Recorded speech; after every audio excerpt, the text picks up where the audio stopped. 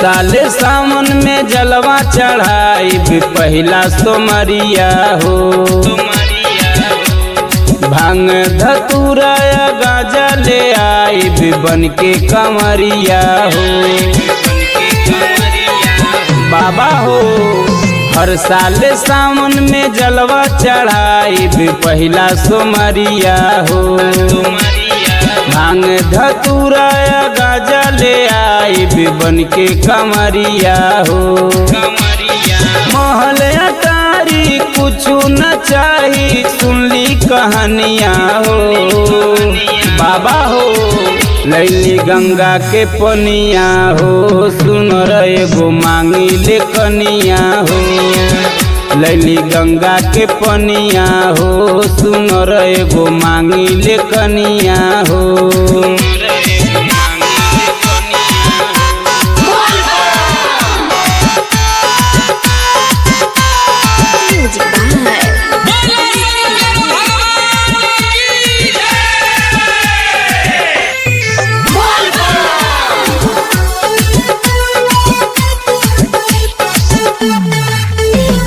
करेला बाबा तू सब कर सपनवा के पूरा न हो।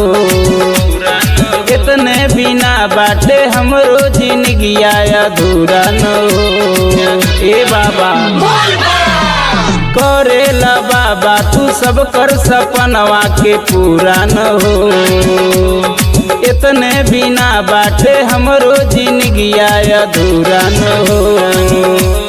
काजर रघवानी ना अमर पाली नाही मनीषा हो। बाबा हो लैली गंगा के पनिया हो। सुन रे गो मांगी ले कनिया हो। लैली गंगा के पनिया हो। सुन रे गो मांगी ले कनिया हो।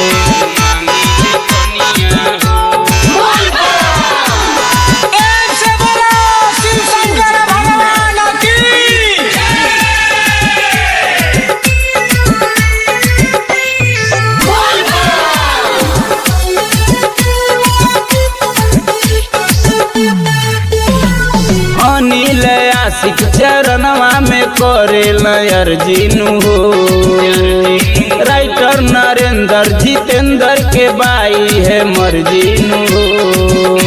ए बाबा अनिल आशिक चरणवा में करे अर्जिनु हो। राइटर नरेंद्र जितेंद्र के बाई है मर्जिनु हो। ऐली दुआरिया फेरी नजरिया सुरेश पुजरिया हो।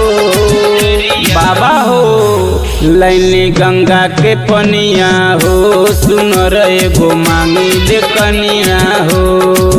लैली गंगा के पनिया हो। सुन रे गो मांगी ले कनिया हो।